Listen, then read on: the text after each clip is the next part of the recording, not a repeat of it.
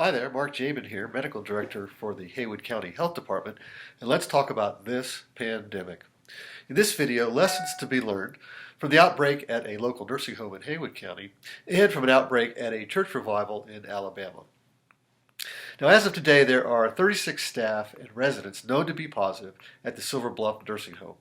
It started with 2 staff testing positive and then 1 resident, and went viral from there. And here's the thing.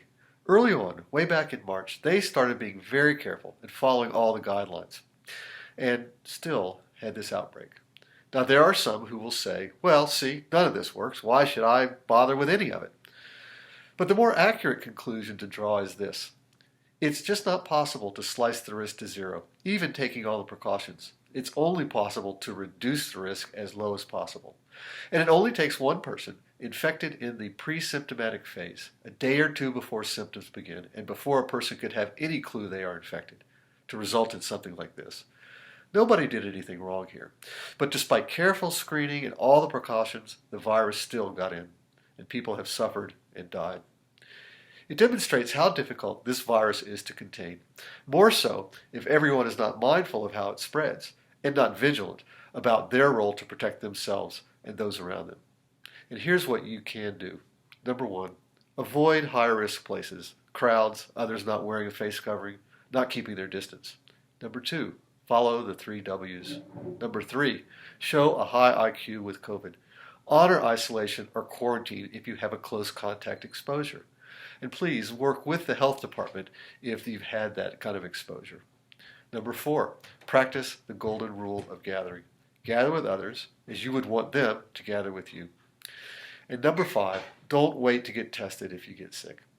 These are the actions that reduce risk and reduce spread from one person to another. In Alabama, 40 people were infected at a revival last week. Individuals did what they wanted to. Some wore face coverings, some did not. Some kept their distance, others shook hands. And yet, whether careful or not, 40 people became infected. Apparently, one person there was in their pre-symptomatic phase of their infection. The lesson here is pretty clear.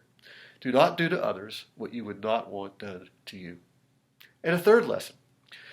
The case that we see today represents an exposure from 1 to 2 weeks before. Once the virus gets going in a group, whether a family, a workplace, a nursing home, a church group, we are already way behind, and it takes weeks to tamp it down. The incubation period of this virus is 2 to 14 days, and it takes that time to truly get a grip on how many are infected. Meanwhile, some in their pre-symptomatic phase continue to expose others.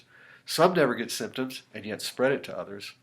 It's like dropping a stone in a pond. The ripples just keep spreading out.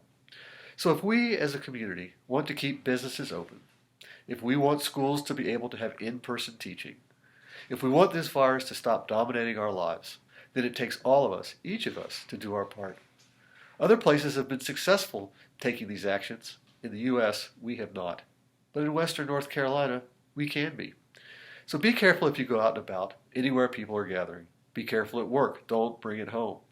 Be especially careful if you travel to a place where the virus is rampant. Better yet, consider a staycation and just don't put yourself at risk.